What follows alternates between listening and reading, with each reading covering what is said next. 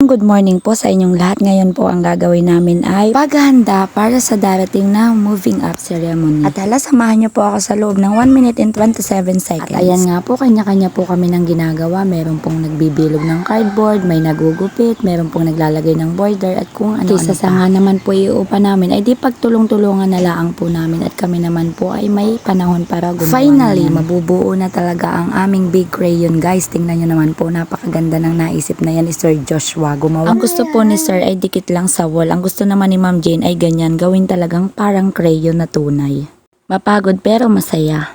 Nagtataka po siguro kayo kasi wala po si Ma'am Carmen. Actually po siya po ang nag-aasikaso ng mga kakainin ng darating na bisita sa 30.